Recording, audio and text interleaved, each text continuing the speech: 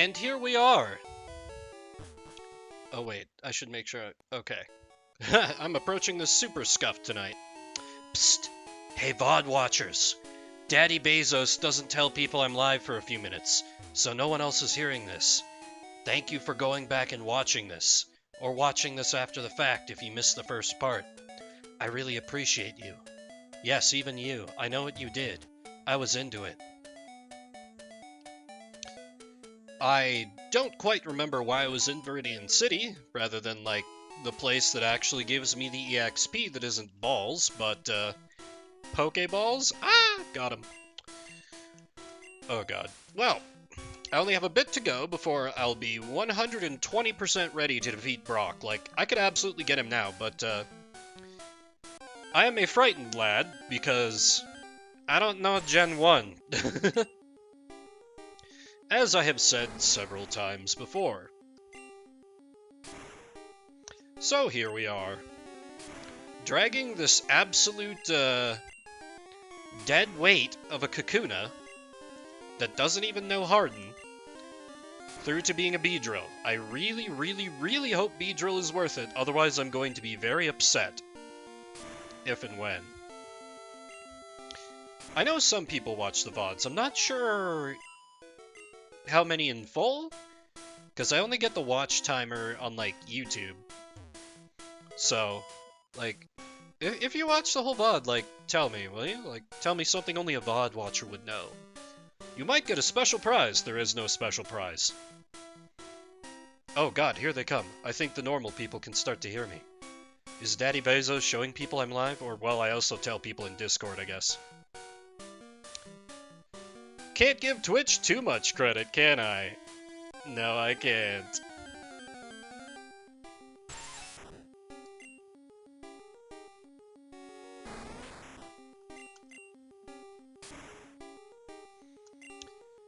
Really looking forward to being able to give this a better move than Poison Sting. Like, literally just anything. Anything at all. I mean, well, then again, Brock doesn't know any ground or rock moves, so I could safely use Poizocane. Wouldn't hurt. Oh, he evolves at level 10? Pog, let's go! Alright, Poizocane, it's time for you to become relevant! Poizocane evolved into Beedrill. Please learn something on you. God damn it. Well, at least we have an evolution now. Let me do a quick adjustment. That's right. I prepared this time, so I don't have to go out and awkwardly prep a screen grab. Imagine preparing for streams? Who is this and what have you done with Vimbert?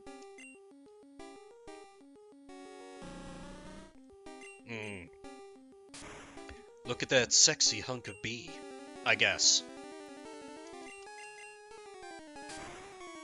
I was just staring at the...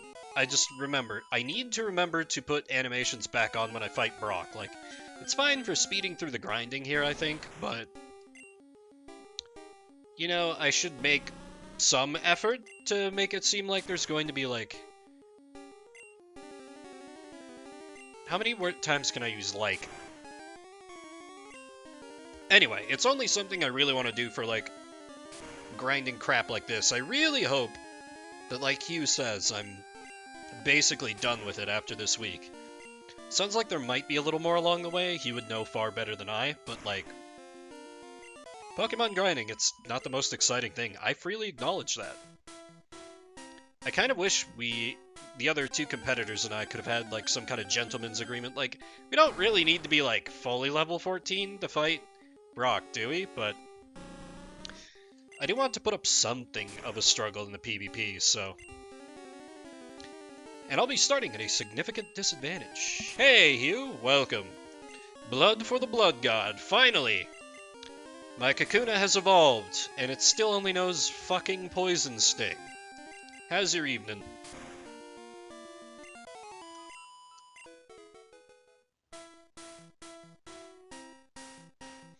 I discovered, uploading the VOD of the last episode to YouTube, that I got copyright claimed for just the title music, I guess. Fury Attack at level 12? Okay, that will be a huge relief. Though that's still 2 more levels of misery. Although, I mean, I kinda signed up for that, right? It's Gen 1. I should have known what I was getting into.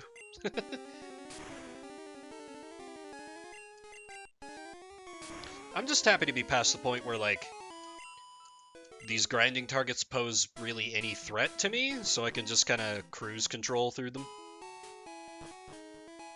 I could be using the forbidden tech, but I refuse. Plus, there's an encounter like every 2 steps in this grass anyway. So it's fine. It's fine.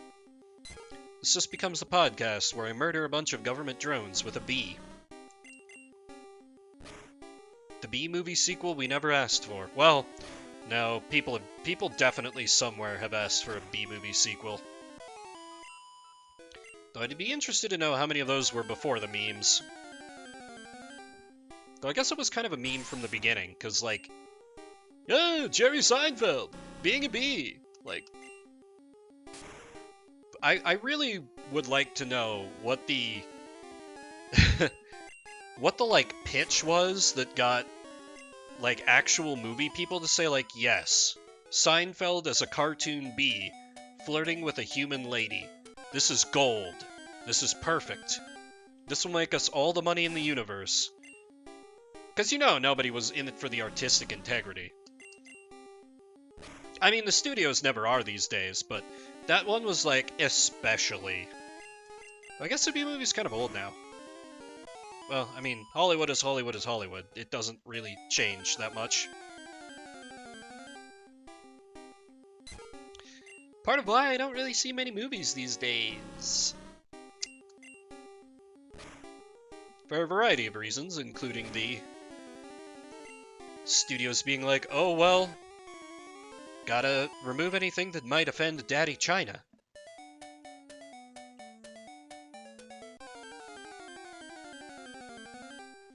And there are some people that try to argue, like, oh, well, you know, you're gonna run into that no matter what movie you get. Like, movies are not your only form for entertainment.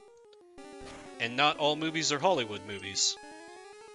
Kind of like the whole thing when people try to respond to criticism of AAA video games by being like, well, what are you gonna do, not play video games?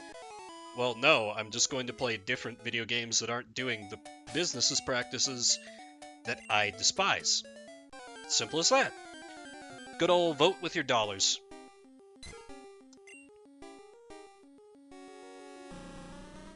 Fury Attack will be a big blessing. Because Poison Sting is, it ain't cutting it. Yeah, somehow they just keep flying under the radar. I feel like they're the most deserving target of the, they can't keep getting away with it.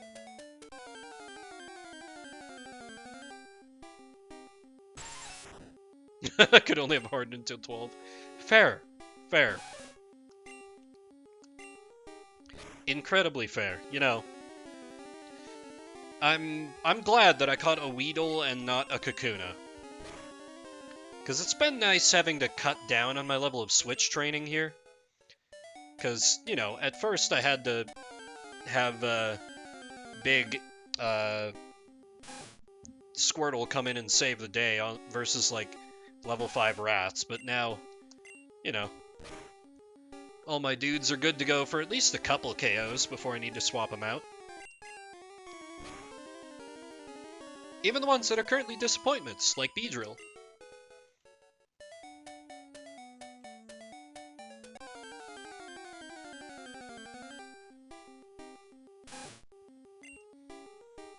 Because I was trying to think. I always did, when I was a kid, I always did Gen 2's bug catching contest pretty faithfully, but I don't think I ever kept a Beedrill from that. I was always aiming for Scyther. Because I think that one gave you the most points? I don't even remember what the prize was for those. I'd just be like, oh well, it's Tuesday, or whatever day it was held on. Time to go catch a bug Pokemon. They were doing the, like, mobile gaming thing of, like, having things every day. Is it pretty tough to get a Scyther in the Safari Zone? How bad are the encounter tables? I'm actually really excited for the Safari Zone, because, you know, Gen 2 is really the only gen I know, and in Gen 2 they're like, oh no, the Safari Zone is closed. Go away. 1%? Oh god.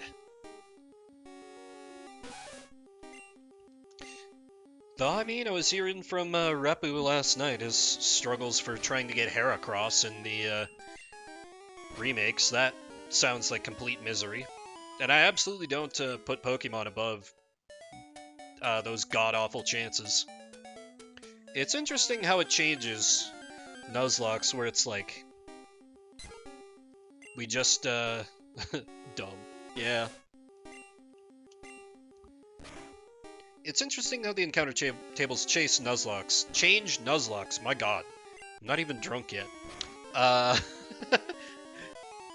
Where it's from like, okay, you have to like put in this time until eventually you'll probably get this one to where it's like, oh, you want to get that? You're never getting that. You will have to watch it bleed out in front of your eyes as you content yourself with your Pidgey and your Rat and your Tentacool and so forth. But at the same time, forced to use a lot of Pokemon that you never use. Like, I've never used Rattata before. I hear nothing but great things, but whenever I played Pokemon, I just never kept a normal type around. I just wanted stab type coverage. And part of that was me not really having, like, a true depth of tactical thinking on my side, I think. You know, playing a children's game as a child, imagine.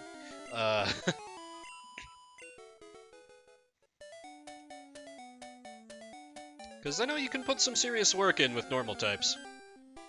I mean, Whitney's Miltank is feared and dreaded for a reason. That's next gen, but eh. Exactly, I was the same way.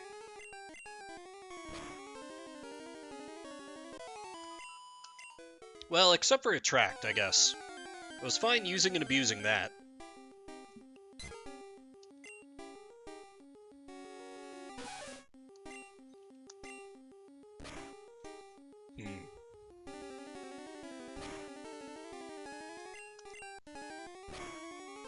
I probably should have kept my Squirtle at level 13. Now that I think about it.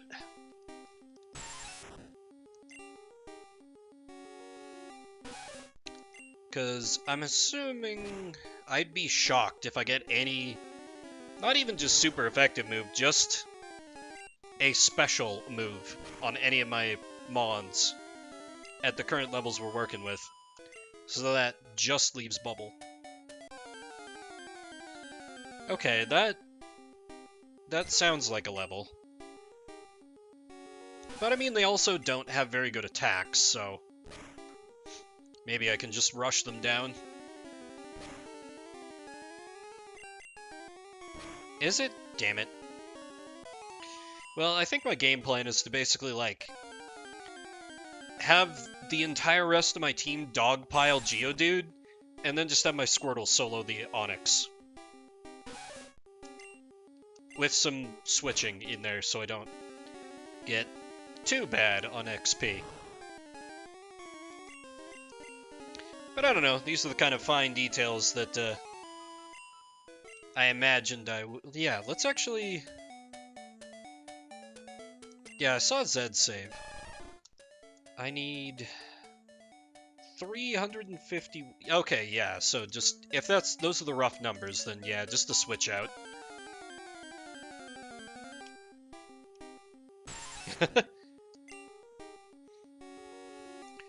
Oh, hush with your oofs.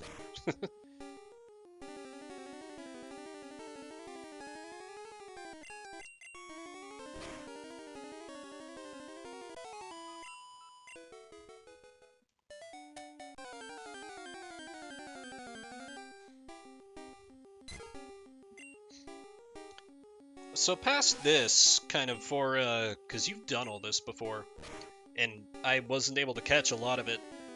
When is the next, like... Because it sounds like we don't have to do a whole lot of grinding, because we actually have, like, trainers to fight against and get XP against past this point. When's the next point when you truly have to grind? Is it just Elite Four, more or less, or...?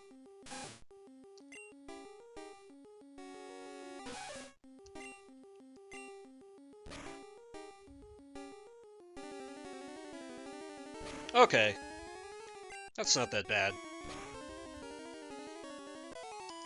Because if it was going to be like this every week with grinding, it would be a tough sell. Oh, well, that's reasonable. I mean, Psychic Gym in Gen 1, like, pretty much expected that to be something of a wall.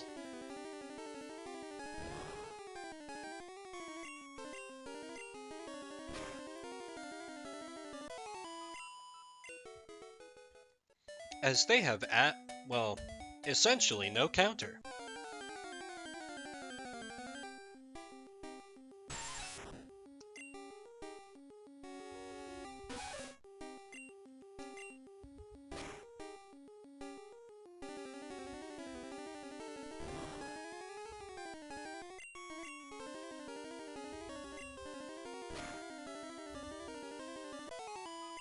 Oh well. Yeah. I mean, I would say my Pokemon are getting pretty tanky, but it's just that they outlevel these chumps.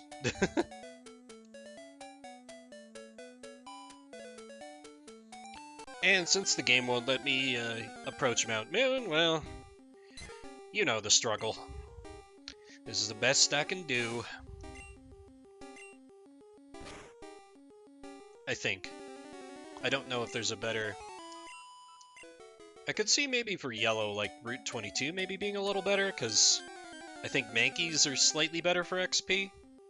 I don't know, am I crazy on that?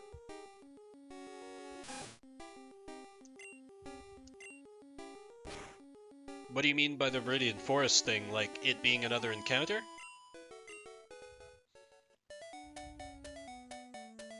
Oh, it does? Ugh.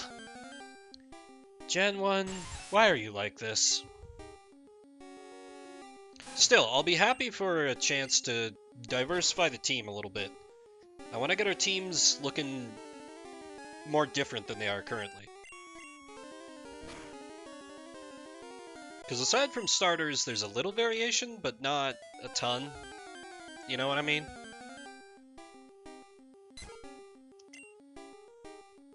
I forget, what was your Route 22 encounter? Was it Nidoran male? Or Spearow? I'm questioning myself. Mankey! Oh, you did get the Mankey. That's really bad for Zed and I, week 1. Our poor normal types.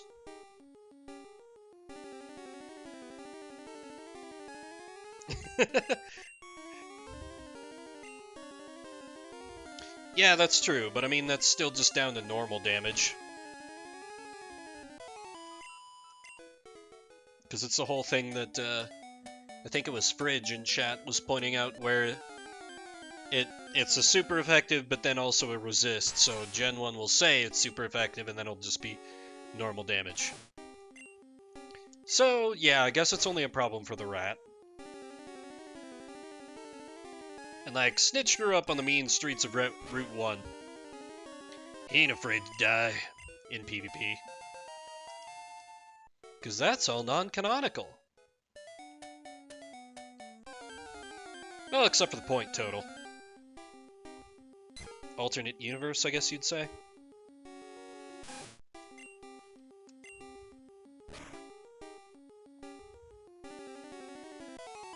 Nice. So what you're saying is I can just throw a bunch of bodies at Brock and not care, except about the point loss when I lose a Pokemon, right? It's tempting. I won't deny it. It's tempting.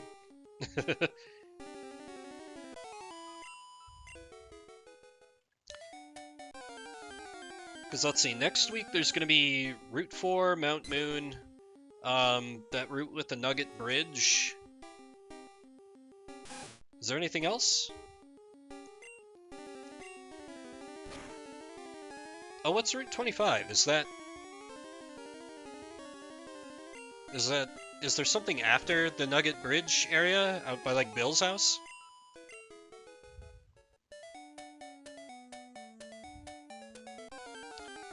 So Gen 1 will say a route is not broken up by a mountain cave in the middle, but, you know, just it starts to go in a different direction, new route.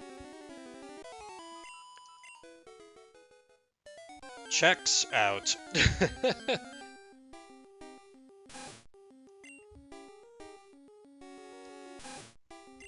Man, you watch. I'm gonna catch that Abra and I'm gonna trade it for a Mr. Mime.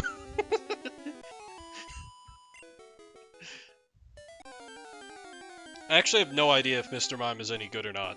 I don't think I've ever used or seen. Really?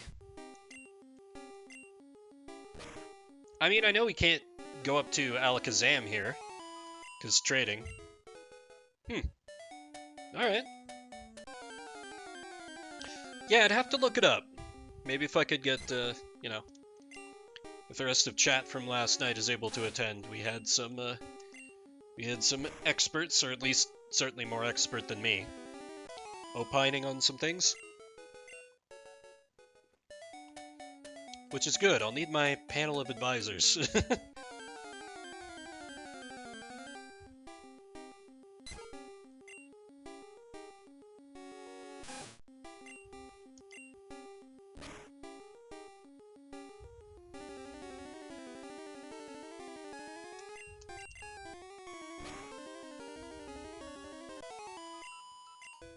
How many different ways can you say so I murdered a bird? Or murder a rat? Or murder a bug?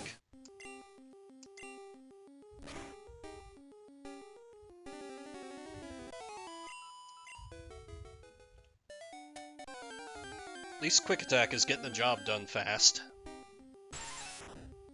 Heh, fitting, I guess.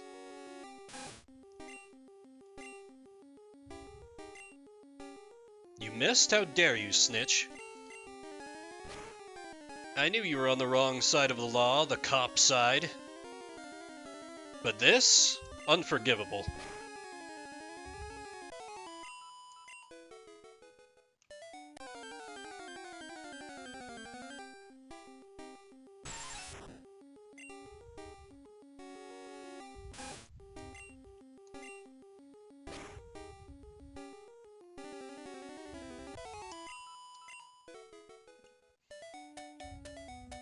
One-hit KOs help.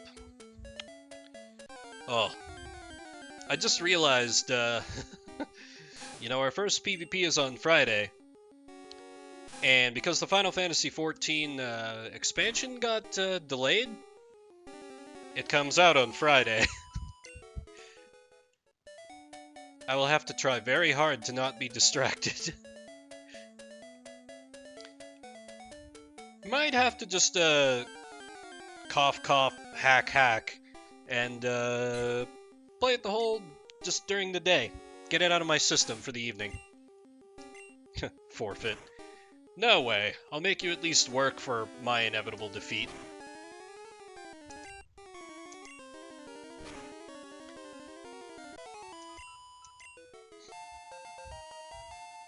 Plus, it's just the, they're doing the same early access thing they did with pre-orders, so... I mean, I say it's not going to be everyone, but it's going to be a lot of the player base, honestly. Just by the mere fact that I'm not going to wake up at 4 AM or whatever to try and get the Ishgard housing, I'm probably going to be like a level or two behind everyone. Because it's finally coming out, after multiple expansions of it being promised. They're doing the thing.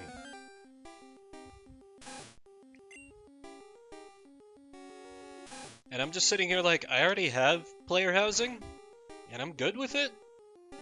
I'll just keep my 50 million gil.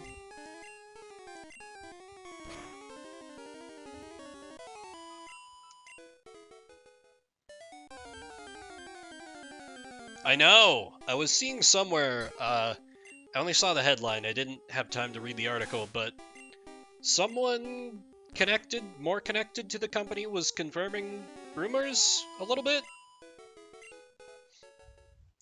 Nuzlocke Tactics Remake. You're a brave man, Hugh. I don't know if I could bring myself, just... If Sid ever went down, I would be like, runs over, we're done here. Plus that fight against the assassins on the rooftop would suddenly become the most terrifying thing imaginable. Because it's already an RNG fest. TG easy mode. It's true, but I mean, it's a fun easy mode. Yeah. Like, I feel like most of that game is really well paced as far as challenge curves go. But then there's like that one fight in Door to Trade City at the beginning, and then there's that assassin fight later on that are just miserable. Hey Zed. Welcome. Just getting more grinding out of my system and talking about how I've probably screwed myself over by having Squirtle already at level 14. Although I have a detailed tactical analysis ready to bust out before I fight Brock. Yep, I did get Beedrill. It still only knows Poison Sting and String Shot. Yeah, Hugh and I were just talking about that, so, like, I have options, but I can't just go in there and Unga Bunga have Squirtle solo the whole place. Yeah, exactly.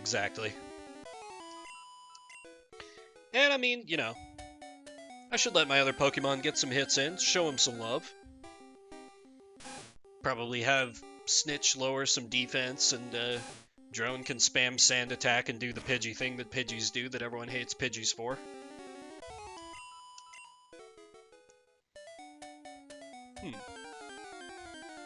Come to think of it, can the Pidgey line learn, like, Double Team or anything evasion boosting? I'm having a horrible idea that everyone is going to hate.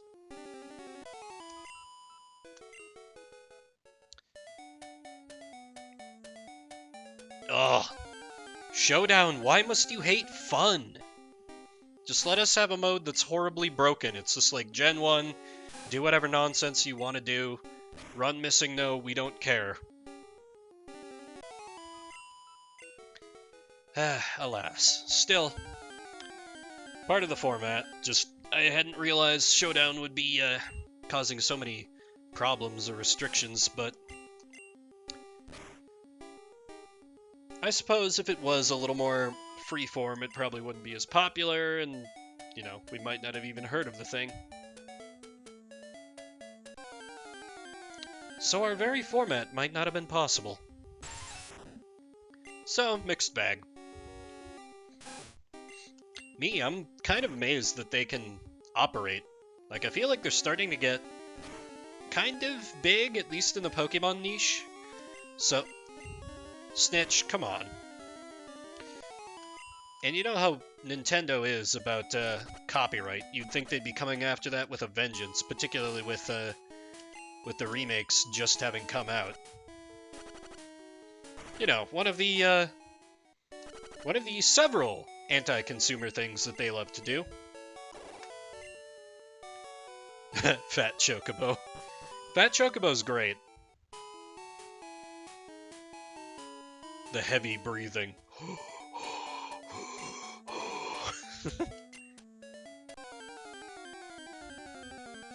Me, I'm just excited because I'm a degenerate, as you know, and part of the preliminary patch notes were them listing like a bunch of items, like bridesmaids' dresses, that are now going to be equipable by either gender of character, and I'm like, ah yes, Square Enix, you know how to give the people what they want.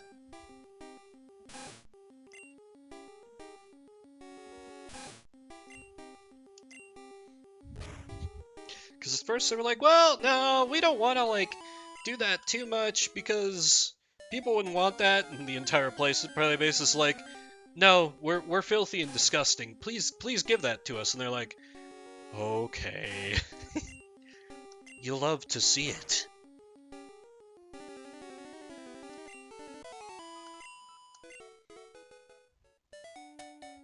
I mean, they're even giving, you know, they have, I don't know if you saw, they have the Vieira, like that one British bunny chick from FF12. They have them as a race, but they were female only. Well, they're giving us male Vieira in the expansion. And so everybody who likes to have a femboy as their main character is like, ooh, you don't say. Yeah, exactly.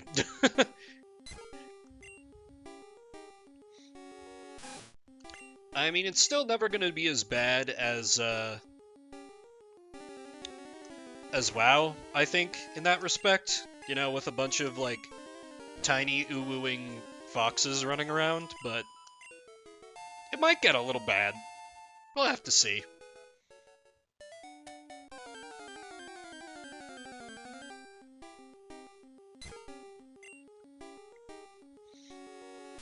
Me, I'm just looking forward to treating it as Reciteer the MMO and just making a bunch of gil.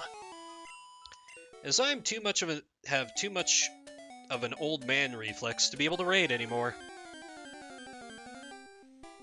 The fights are too hard, my patience too short. So I've resigned myself to being casual trash.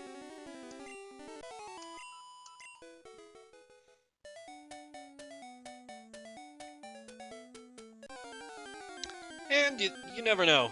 Might do that thing I always seem to do with MMOs, where I'm really into it for a patch, and then I quit until the next expansion. Because that seems to be my pattern. Yeah, I remember well how you and MMOs interact.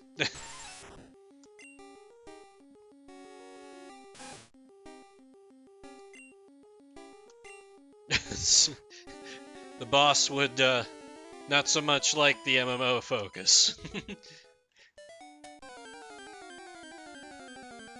Well, I suppose it's more like there would just be neglect.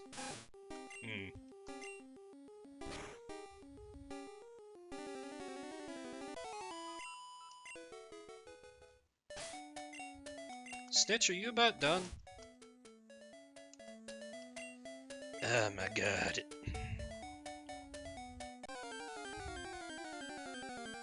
Oh well, getting there, getting there. Almost have 2 of them ready.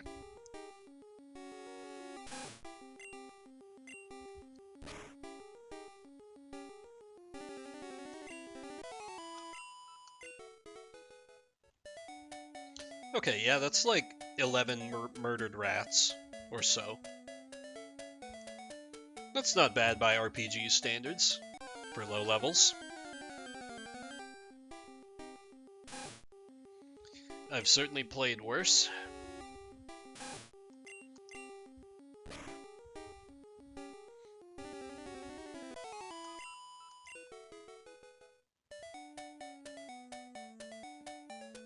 At the very least, you can just vibe to the good old Pokemon music. Because I actually, I did prepare a little something before the Brock fight, so off stream I went into it just so I could screen grab his sprite. And I was surprised the gym battle music was different between Gens 1 and 2. I just always assumed they were the same. Which is weird because I did play some of Yellow, so I'm not sure how I didn't notice. I must not have had the sound on?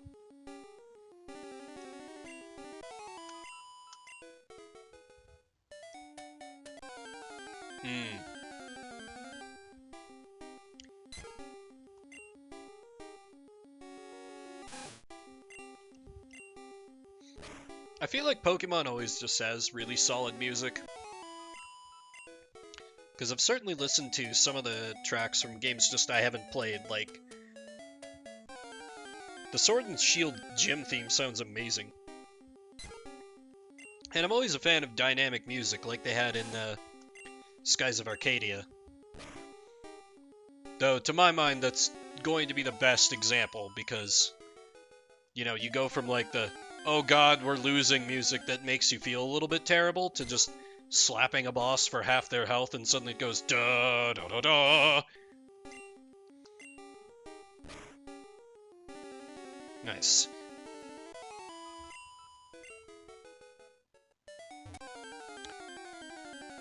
I feel like sometimes gym battles can be a little just anticlimactic. Like,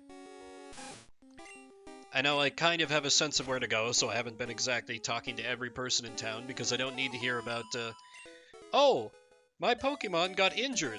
If only I'd bought an antidote and other things, because, you know, they want to make sure people understand the game. But, like, there hasn't been a whole lot of guiding focus. Your mom just basically kicks you out of the house, and your old dude neighbor is like, I'm old, so go fulfill my dream for me. And they're like, okay, go ahead, go. It's interesting. Now, part of that is, I guess, I just haven't, like I was saying yesterday, I haven't done a whole lot of retro games. And, you know, this was a bit more common, where it's just kind of vague, objective, go do the thing. And I mean, even, you know, sometimes some series still have those trappings a little bit. Shin Megami Tensei 5 does that to, I think, very great effect. A little bit like Nocturne, where the story just kind of leaves to get a pack of smokes for a while, around the midpoint of the game. So I was left like, going, wait, what are we doing? Why am I answering every possible dialogue prompt with the, hell yeah, let's kill everyone, I don't want to work with these angels anymore, chaos prompts, and I'm still working with the angels, and not enacting a new age of darkness upon the earth? But now I'm in endgame in that game, and the story has come very much roaring back. Kinda like Nocturne. And I'm like, oh right, this is how SMT works.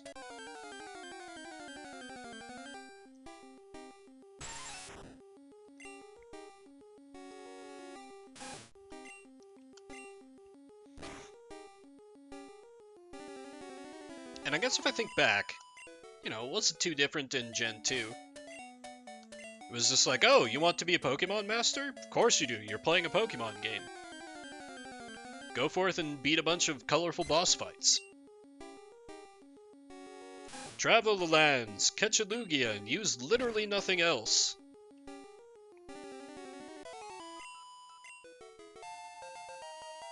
I do love Lugia despite it having such a... There it is! There it is! There's our boy! The Hyper Fang. What is actually the... Oh, you can't check move powers. You can't check power rating of moves in Gen 1? Oh no. I might be in trouble if there's some janky stuff they didn't carry forward into Gen 2 then. Interesting. Though if I made it through Persona 3 blind, not knowing an Agi from a Marin Karen, I'm sure I can manage in Gen 1 Pokemon.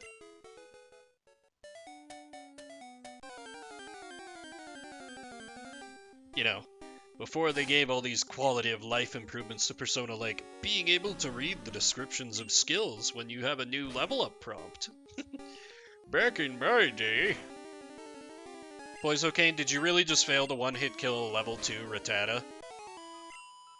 I'm so glad you're getting Fury Attack soon, Jesus Christ.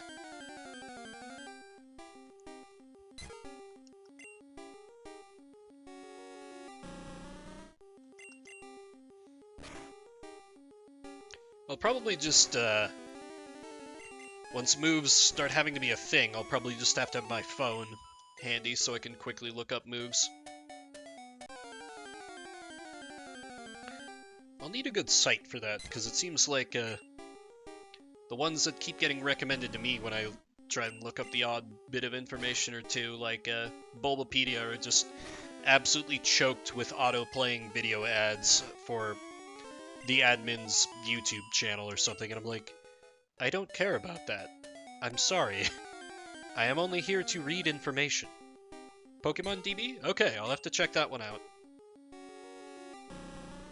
I will make a note of that.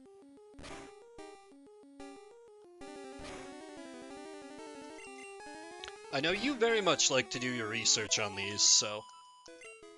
if it's a resource you like to use, probably pretty solid, I figure.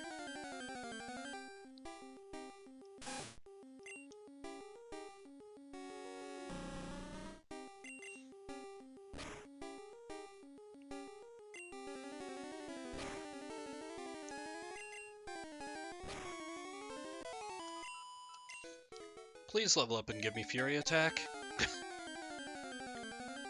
Please, sir, I am begging you. My viewers are hungry. They require content. Ooh, good crit, though. Though it's with Poison Sting, so it's weaker than, like, a real attack.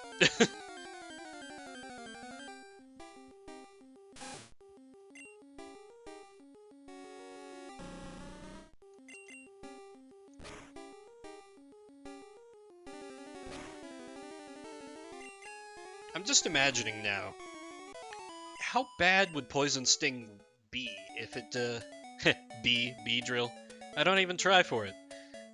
How bad would it be if it didn't have the stab bonus? Like, I feel like it would just do absolute, just garbage damage. Like, nothing. Although, kind of one of those moves like Tackle that just gets unceremoniously booted to the curb. Unless I'm misunderstanding something very elemental about how this game works, which is possible. Oh yeah, that reminds me. No flying type on Beedrill. Interesting.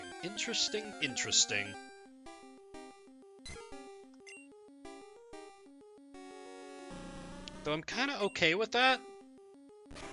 Yeah, bug poison. I guess it's not too surprising that if it's 2-type, it stays 2-type.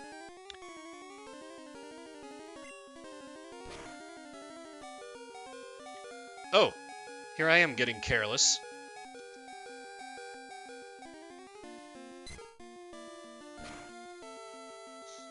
Drone-to-drone combat.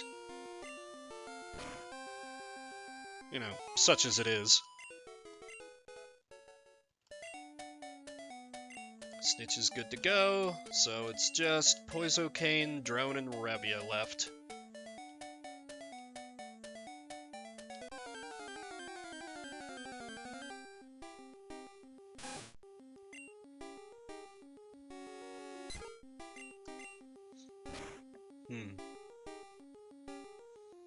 Should have looked up. Because I'm used to yellow. I know the Nidorans don't get double kick at such a low level in regular red and blue. That's just not a thing. So I assume I get Horn Attack or some such. Probably coming up next.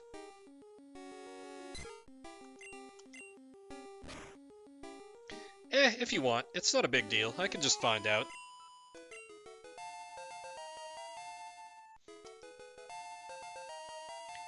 Quick attack for Drone. Very nice, very nice. Yeah, what are you gonna do for your stream tomorrow, Hugh? Because you're already to Brock, you're good to go. Or are you just gonna fire up the randomizer and let chaos reign?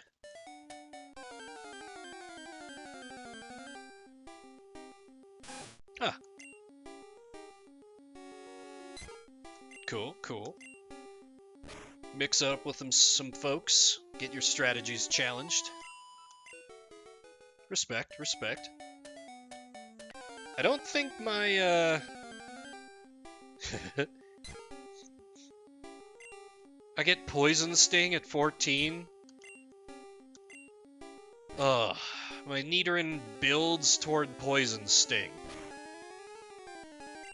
That's the most depressing thing I've heard all day.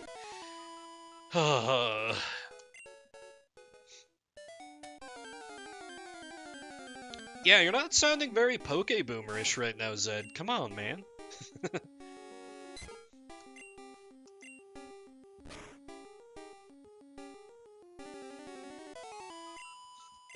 Gen 1 is the best gen because nothing worked and you had to grind. What in God's name is a Z move? I genuinely do not know. I've heard of Megas and Gigantamax, but Z move?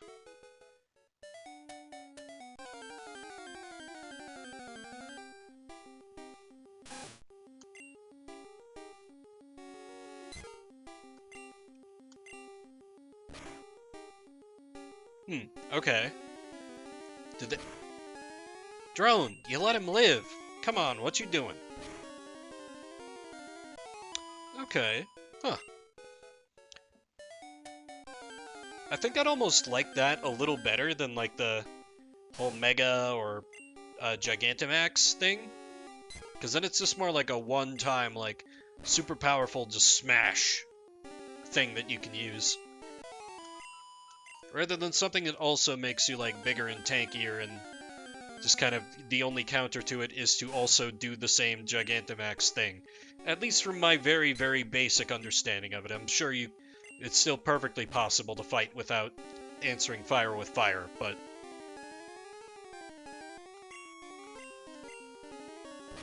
Fair, fair. I remember seeing some videos a while back where it was like, you know, someone would be fighting a Mega and just their answer was just to immediately go Mega, and then their Mega Pokemon would sweep the entire team, and I'm like, oh. Hmm.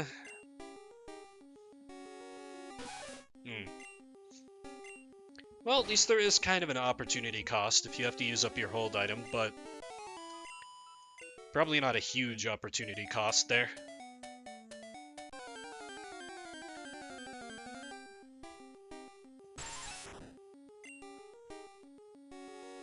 And wasn't it a...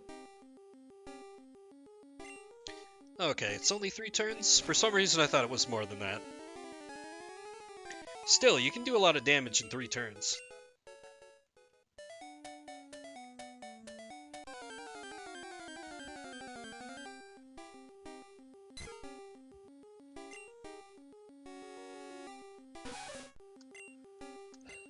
Then, and I guess, I don't know, it's the Final Fantasy player in me. I like my limit breaks and things like that.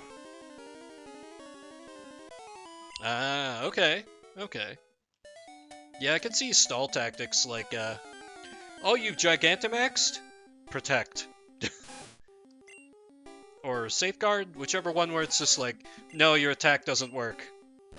Next turn. Though I know that's not a guaranteed.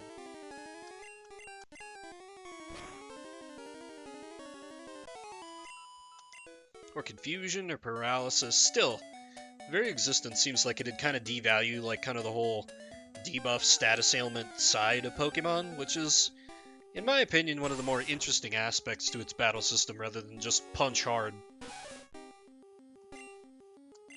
Oh, Protect only protects half. Interesting.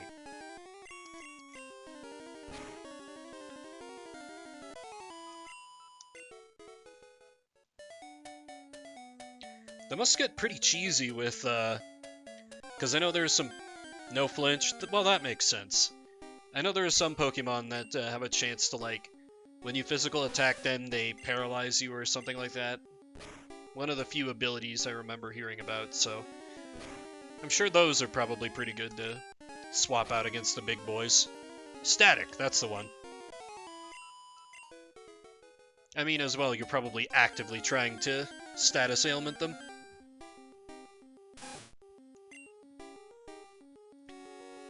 It is kind of interesting. I tend to neglect status ailments a lot in RPGs, but it's kind of because of that bias. I can end up forgetting that they exist, and then I can realize, oh, actually, this is really good, because the opponent can't do anything for a while.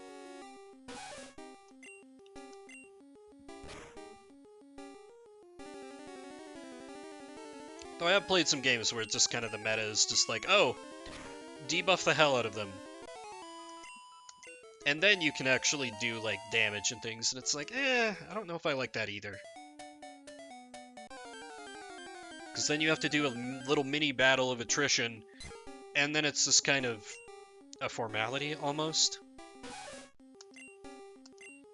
Though, of course, that's all better when you're actually playing against a human opponent that can counter you more, but... Actually, one of my frustrations with SMT5 is that, I found a very, very cheap setup that effectively can deny bosses, like, 2 to 6 rounds in a row of doing anything but just straight attacks. Meanwhile, I'm lowering all their stats and just wailing on them. And I'm like, oh, this fight is probably supposed to be pretty climactic and challenging, and here I am just, using the upgraded form of eye lasers over and over. Oops. Nocturne's so good. I never did play the remake. Some of their DLC kind of rubbed me the wrong way. What they were doing with it, at least.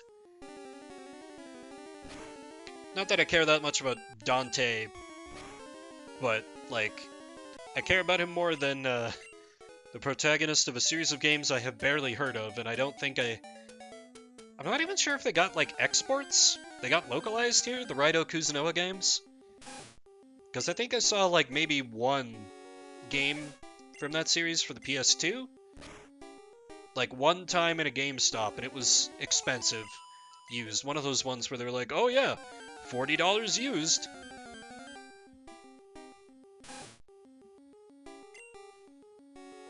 Of course, emulation could solve all those barriers, but I've also never heard anything about it, even in kind of the very Atlas faithful, into all those smaller games that didn't get wide releases. Never hear any buzz about it. Or anything against it, so that leaves me wondering, like, is it a series full of these hidden gems, or is it just kind of eh? Nice. Now, classic Vimbert Pokeboomers question. What is a Huntail? That's not one I recognize from Pokemon Go. Gen 3 Eel. Okay. Oh, very close. Very close.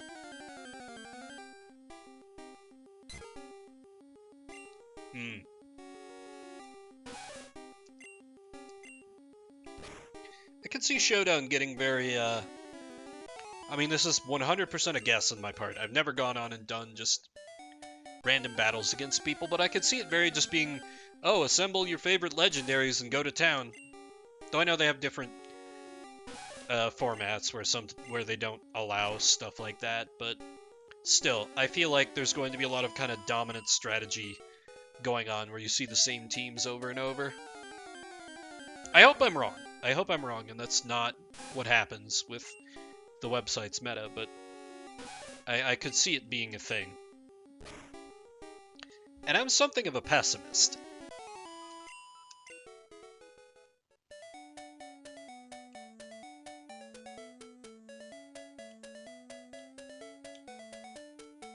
Grass? Hello? Okay. Encounter rate is less consistent than I remember.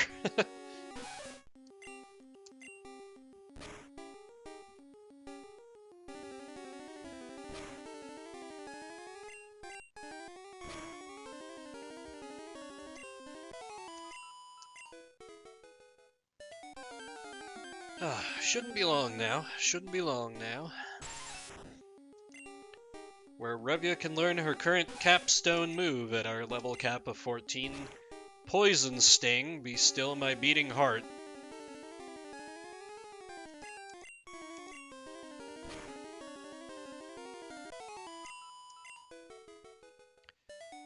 Though it is nice to have a Pokemon that's eventually just going to become a ground-type murderer on my side. Because I do like those, it's why I'm into Sandslash. Which... No, I'm not going to dwell on the fact that I can't catch a Sandshrew in this game. I'm not bitter. I'm fine. I'm not injecting copium directly into my veins to deal with this. In no way.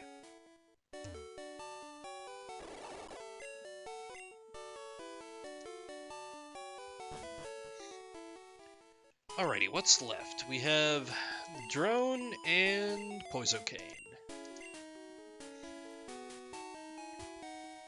As the Grinding Podcast continues.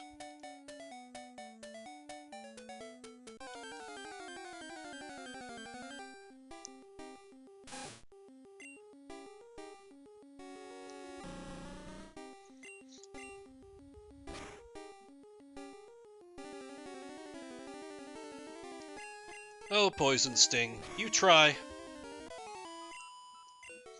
It'll be interesting to see how much poison there is flying around on Friday. Because Zed certainly got it, and I've certainly got it.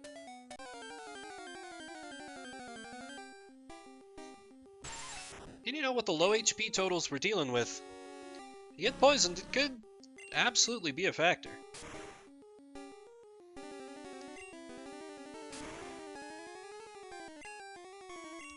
Though I don't think... Is Bulbasaur... Yeah, that's right, you have the Nido. Is Bulbasaur straight grass, or is it grass poison? I don't remember. Does it just become grass poison on evolutions? Things I should probably know. Oh, it is grass poison? Okay. They really did love that. Well, they kind of just loved slapping poison onto many things in this generation, it seems like.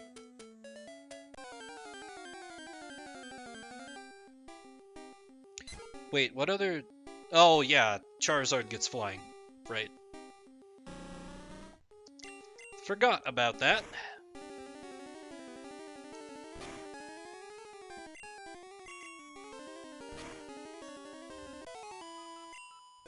Oh, what other...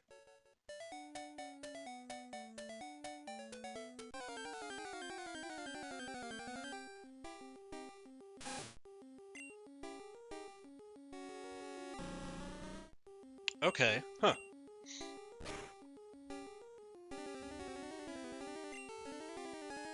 Grass flying, that's an interesting combo. What gen is Rowlet from? Not a name I recognize. There we go, Fury Attack. Oh, Sun and Moon, figures. Feel like that's the gen I know least about. Alright, Poisokane, let's start putting that 28 attack stat to use. It's time for you to get your stingers red with blood. Ooh, it changes to Grass Ghost. That's cool. Damn it, Poisokane.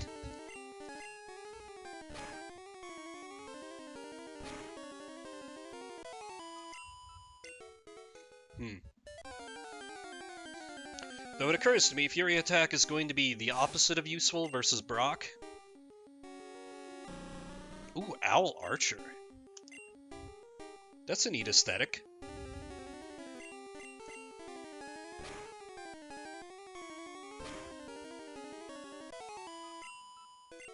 Always interesting to me. I mean, sometimes there's weird designs that get memed on, particularly in black and white, I feel like. Caught some heat for that. You know, you had the ice cream Pokemon, the keys Pokemon, the trash bag Pokemon, but they keep coming up with new designs, and like, for the most part, they look good and like consistent. I feel like most series that went on for as long as Pokemon did, they'd run out of ideas for sure.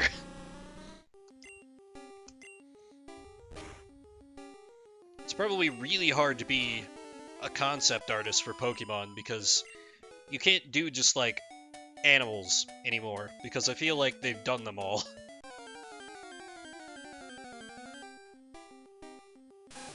You have to at least have a little twist on it. Give it a little freshness. Exactly.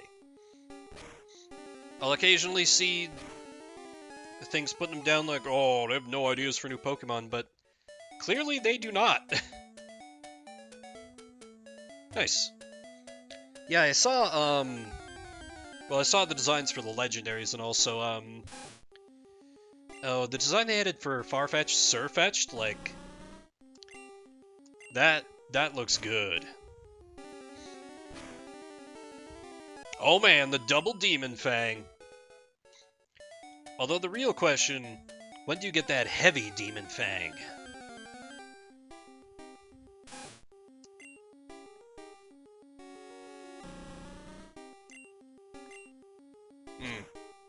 Fair.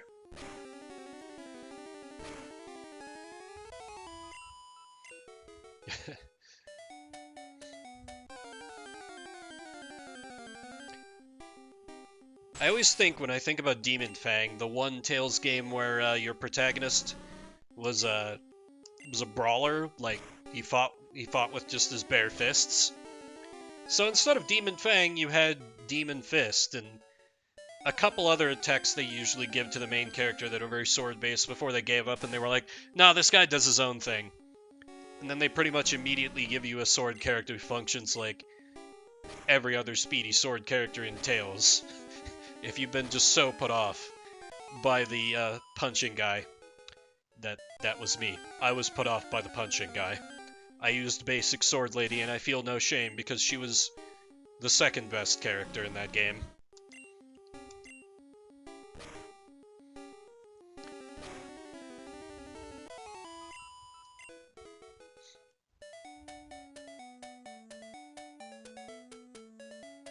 Yep, you do need the swordsman or woman. Though they kinda did the swordsman dirty in Berseria, come to think of it. Like, he's good, but he's very much got a niche to him.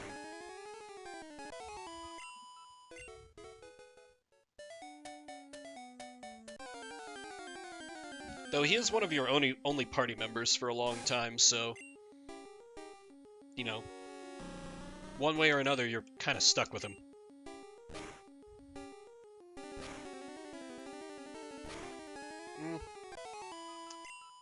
Well, and I guess in that game, technically the main character is also a sword lady. Kind of. Kind of. They kind of split the sword role between two characters in that game.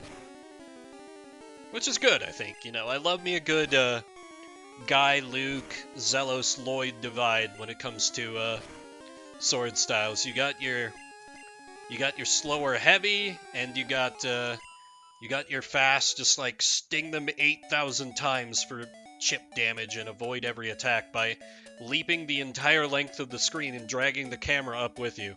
Guy the Goat, exactly. Never stop being mad about how much easier self-healing was for him.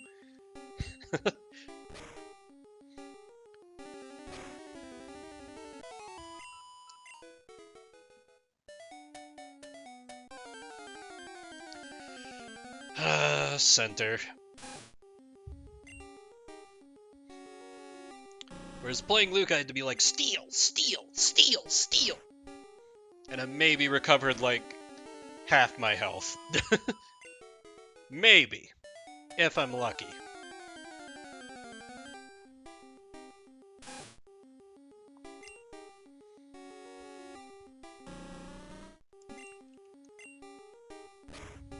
Oh, I'm out of Fury attacks. And Beedrill becomes mostly useless. Let's swap to the murder drone, shall we?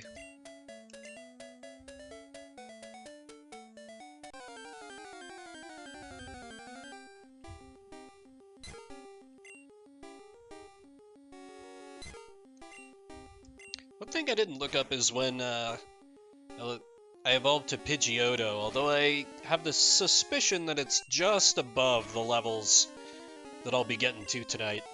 I think it's like mid to high teens. I think it's just a level or two above 14. Something like that. Could be different in Gen 2. 16 or 18, yeah, sounds about right. Because I know birds aren't, you know, they're not bug levels of evolve fast, but they evolve at a pretty decent clip. Well, about like a starter, I guess.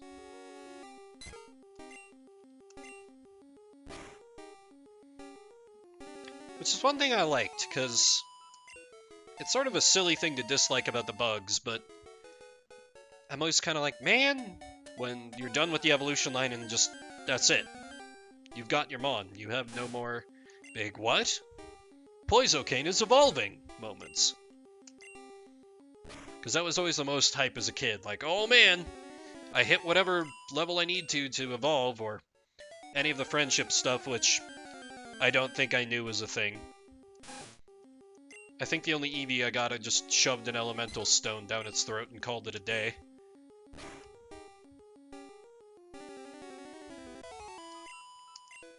Probably Jolteon? I seem to remember always having a tough time finding any good electric types in Gen 2. No, I know they exist. I know they absolutely exist, just I never seem to run into them from what I can vaguely recall.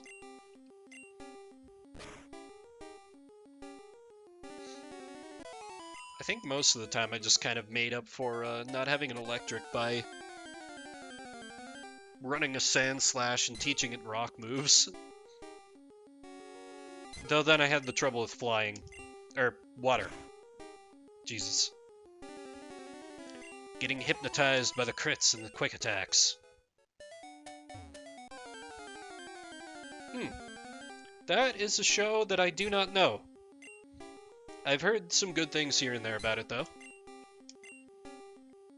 Are you pretty into it, Zed? Nice. Because it's, there was like an... I think Lost in Space was like, it was a very old show, and this is like a modern version of it. Kind of they Doctor Who'd it a little bit. Something like that?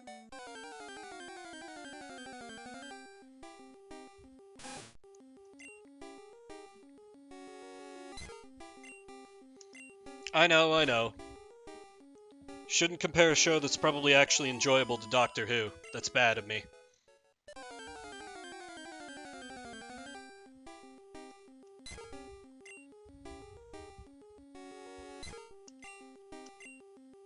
Though my dislike of Doctor Who is 100% just unfair. I will outright admit it's unfair. Just, I have had...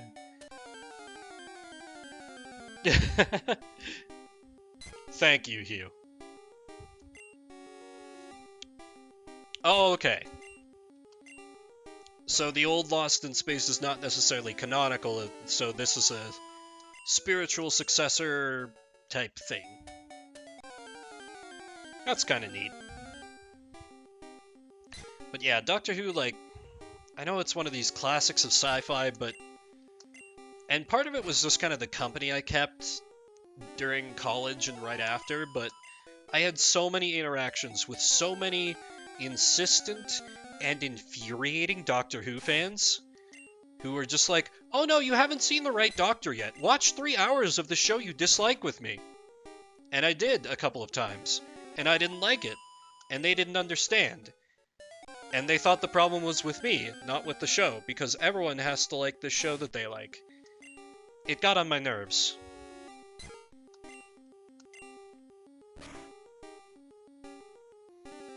But I've mellowed out since. Like with pretty much everything else as I've gotten older. I used to be a little militant about it, but now it's like, eh. Yes, I'm wrong, I accept it. I am cringe. I am free. It is garbage can, not garbage cannot, etc. Though kind of more broadly, like I used to be very... what would the term be? There's a word for this. Like absolutist? That's not quite the right term, but it's close. Where it'd be like, any work of fiction, work of art, you can objectively judge whether it's good or bad. And of course, in my arrogance, I was like, oh, my taste decides whether it's good or bad. Because of these things that I think are good or bad. Somehow at the time, that didn't seem completely insane to me. Now I recognize, you know, like, hey, everybody comes into works with different experiences and different things that appeal to them. Like, something that I think is hot flaming garbage might appeal to somebody. Though I still think some things are fairly indefensible, but I don't know. Let people enjoy things, to an extent. To an extent. It's when they start insisting that, no, it's a good show, you have to like it. That's when my hackles get raised a little bit. Or a good video game, etc.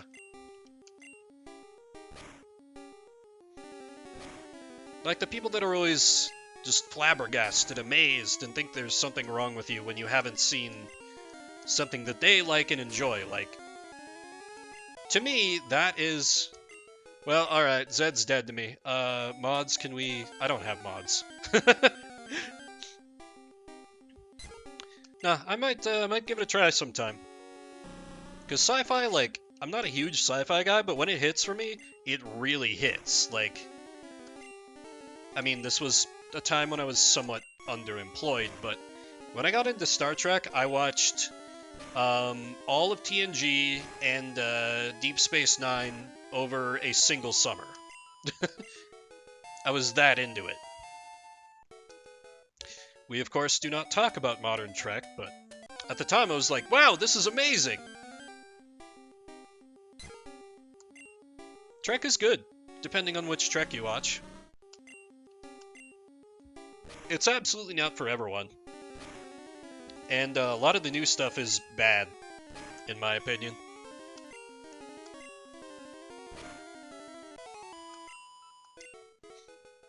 Psh.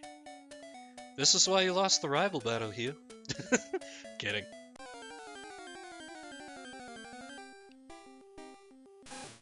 Yeah, exactly. Though I'd be curious, Hugh, what Trek have you had exposure to?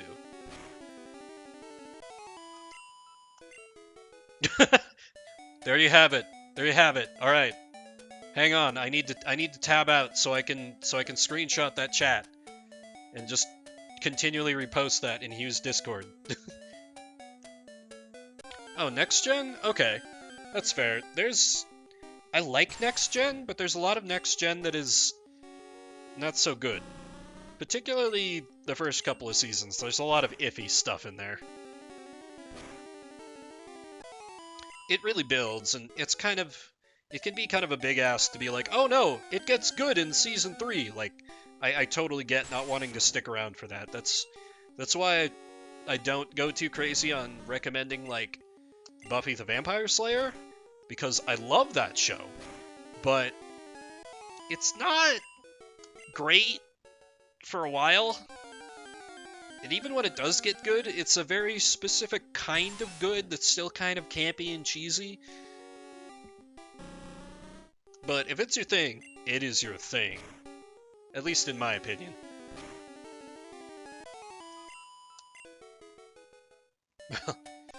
That and the person who got me into Buffy prefers the spin-off show Angel over Buffy, which I think is insane.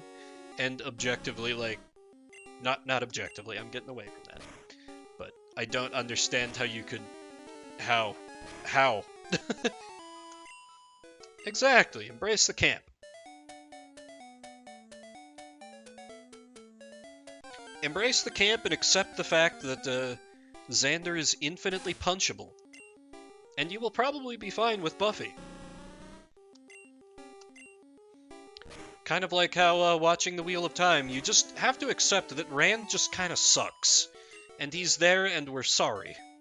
But he gets better later.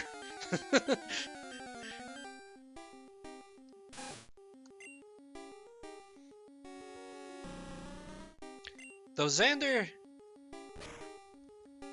Does Xander get better? I don't know that he does. Gaslight Boy? He really does! He really does! Oh man. He's so... Ugh. He's like almost anime protagonist levels of like unearned ladies. Oh, I've only No, I'm watching. I'm just watching very slowly. I've only watched through season 2 or episode 2. Blah.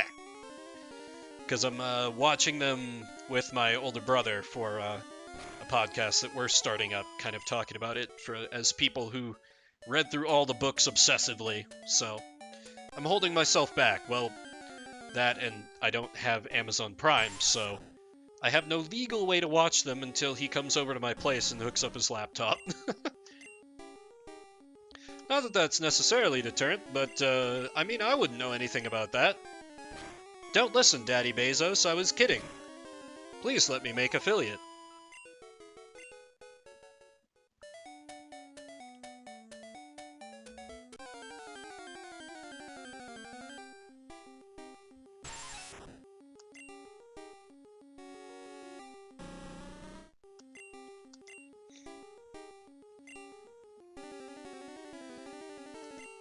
Fury Attack is not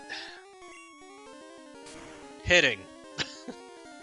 I was just about to say how it's not perfect, but it's much better than Poison Sting, but... There you go and disappoint me right when I try and sing your praises, Poisokane.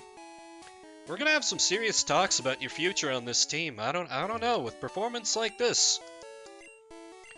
I might shove you in a computer for the rest of your life.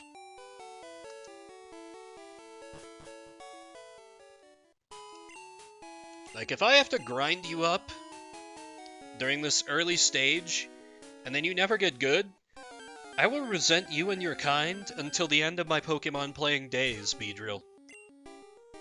I shall never forgive. I shall never forget.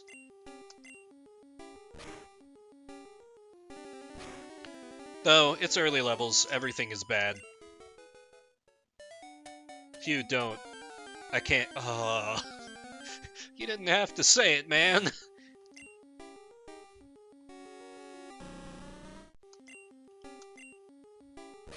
I mean, I'll have to see what else I can work with. But, like, I'm not a super big fan of poison types in the first place. And I have the Nidoran already, so...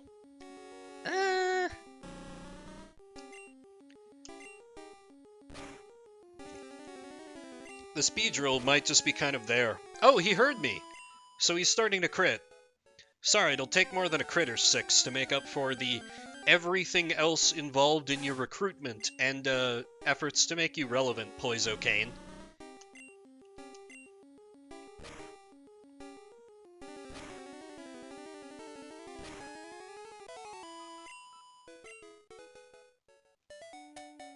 I was actually looking forward to it having hardened because I thought that could maybe help out a little bit more if I needed to stall out, but oops.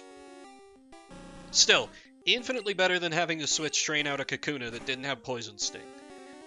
I need to stop complaining about my first world Pokemon problem. Or not even a first world Nuzlocke problem, I guess? You know what I mean.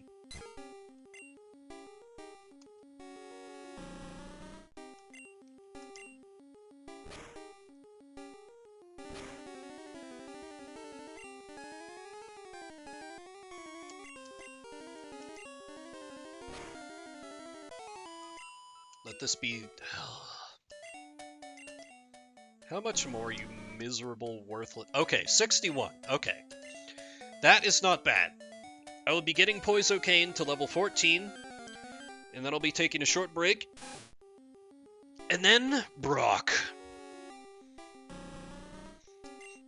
And I've prepared a detailed, entirely serious, in no way slapped together hastily in MS Paint tactical analysis of my team versus his, to really get you into the headspace of where I'm coming from and the detailed matchups between this very challenging gym trainer with 2 Pokemon, none of which have any stab moves, and none of which are the same, or only one of which is at the same level as the rest of my team.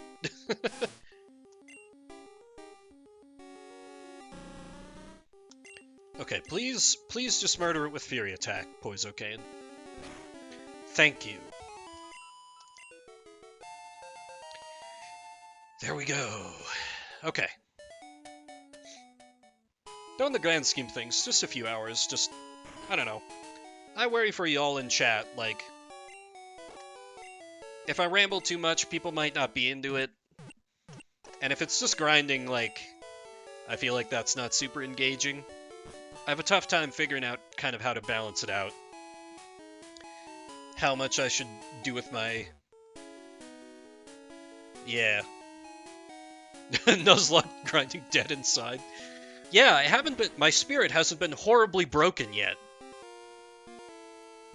Alright. I am going to take a short break. Refill my, we'll call it water. And then we shall return for a brief tactical analysis, and then a complete curb stomping of this shirtless fool. Be back in a bit.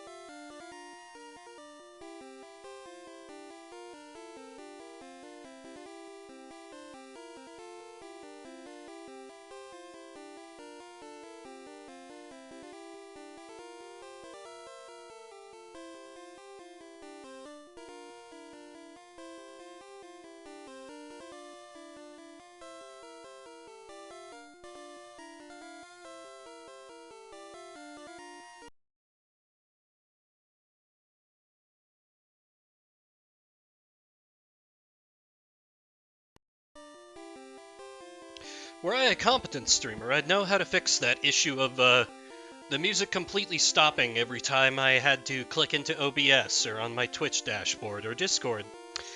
But hello! We back! The match with Brock will come in just a moment, but, when I started doing YouTube, many years ago, I called the channel Vimbert Versus, because I was like, oh yeah, it's me versus all these games. Well, I want... Am I winning, son? I think so. And I have a tactical analysis to show why I shall be winning. So, although unfortunately the announcer, the backup announcer, and the backup announcer's backup all called out sick due to terrible cases of ligma, I am happy to introduce the inaugural edition of the Vimbert War Room with a detailed breakdown of the matchup between me and Brock.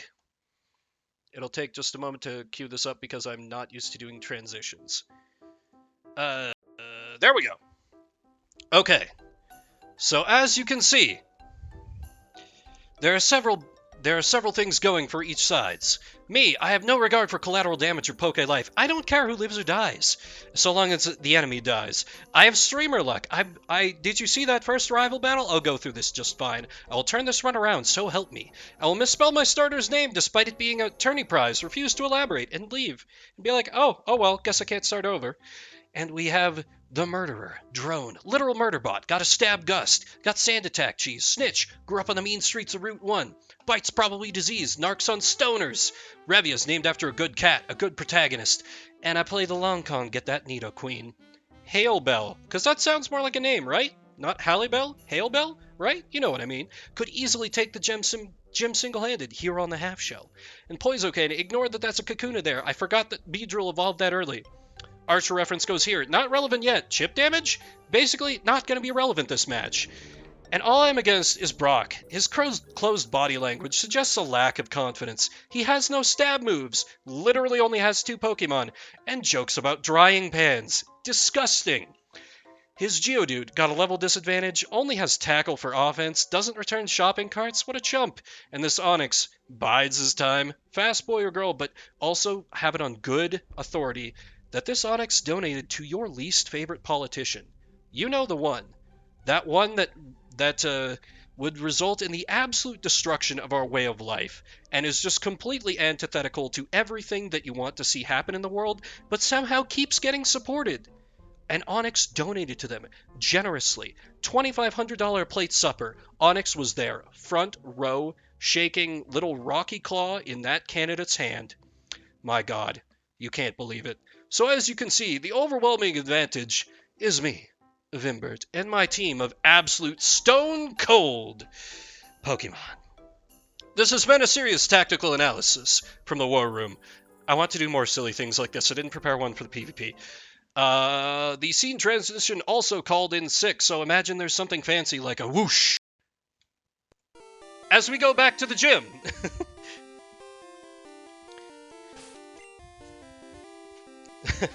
Thank you, Zed. So, my strategy, because unfortunately my Squirtle is in danger of over-leveling and giving Zed and Hugh a little more wiggle room, when objectively Squirtle being level 15 is not going to help me even a little bit because they both have answers to him, I have to try make absolutely sure he does not level to 15.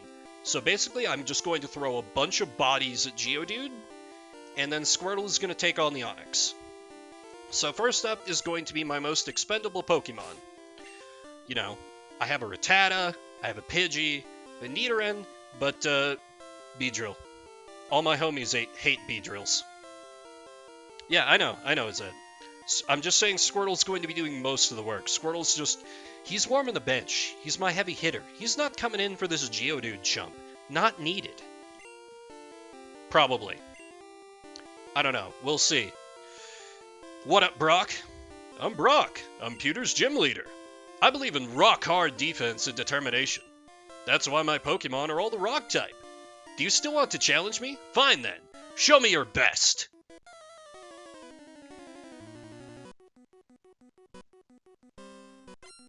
Look at that. Closed body language. It's just a lack of confidence. Just can't trust in people. Why won't you let us in, Brock? Why won't you let us in? Anyway, on to murdering his pets. my, my cat Rabia came around the corner right when I said that. Not you, kitty! Oh no. Oh, Fury Attack is even more garbage than I was afraid of. Jesus. And Geodude's just gonna improve his defense. Well, this is already a horrible decision. Yeah, murder his pets, murder his Pokemon. God, I'm gonna have to switch Squirtle in for the Geodude, aren't I? I hate everything. Come on, Poison. Vimbert is a gambling man, and he believes. That's true. You know, Brock is there serving the community 24 hours a day. I forgot to turn on animations. I said I was going to turn on animations, and I didn't. Welp!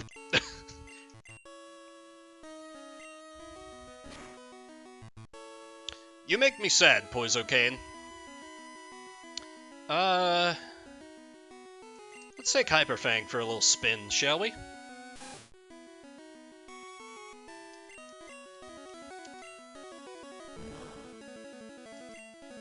Oh, it's got too many defense curls off. Nope.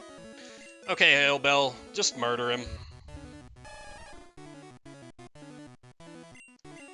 Yeah, he's at max defense. We need to end this. There we go. Okay, yeah, 72 on all. That's perfectly safe.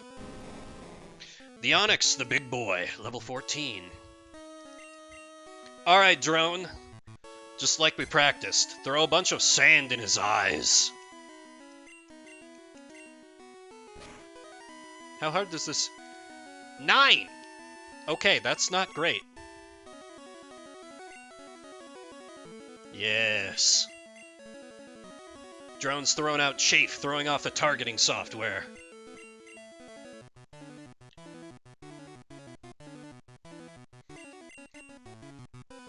The sand has indeed begun, and he has no other Pokemon to swap to.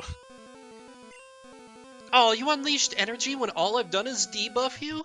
What a sorry state of affairs. I'm so sorry, Brock. You'll have to tell your therapist about this.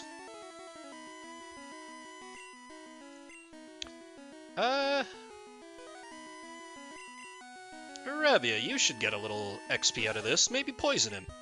You know, do something that's barely going to do it. No, growl.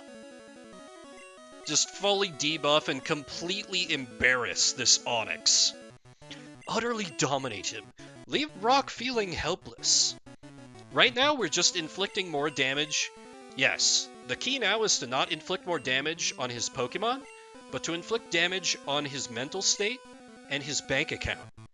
How much therapy will he need? Little 10-year-old or 11-year-old Pokemon trainer Vimbert just rolled in and just completely demolishes his team. As the proud, yet fragile man Brock is, how will he deal with this? How will he ever recover? Alright, one try and poison and then... Oh, crit! Okay, cool. Good job, Rabia. His wife will leave him. Yeah, you know, I do know a guy that I could have steal his Dakimakura. He'll have nothing to hug at night. His waifu will leave him. I will make sure of it. Okay, I've debuffed this thing to Kingdom Come.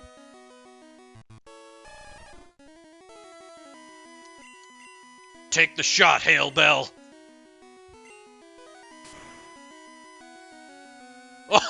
Oh, crit! One hit KO after he's done nothing to me all match. Oh, you'll love to see it. Brock, I'm so sorry. You really gave me a run for my money there, bud. I thought you might have it for a second.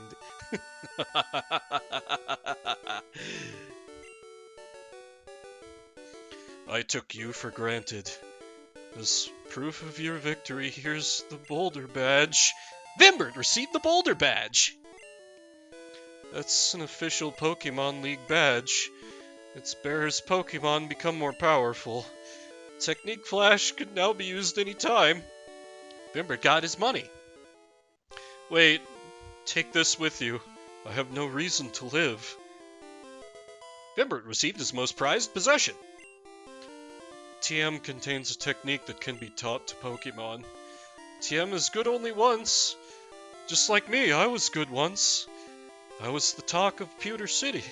Look at me now. Look at me now. So when you use one to teach a new technique, pick the Pokemon carefully. TM34 contains Bide. Your Pokemon will absorb damage in battle, then pay it back double. But someday, some little kid is gonna stroll in and he's gonna not do any damage. And I'm like, yeah, whatever, Brock. Punch him in the face and we walk out. And with that, that brings the first part of my section of Pokeboomers to a close. I am going to build my team in Showdown, and then on Friday on Hugh Gaming's channel, who has been in the chat, give him a follow if you aren't not following him. We will be doing a little PvP between our teams for some additional points for our little challenge we have going on here, with the winner gaining even more ranking and the losers becoming even more desperate to gain any advantage whatsoever.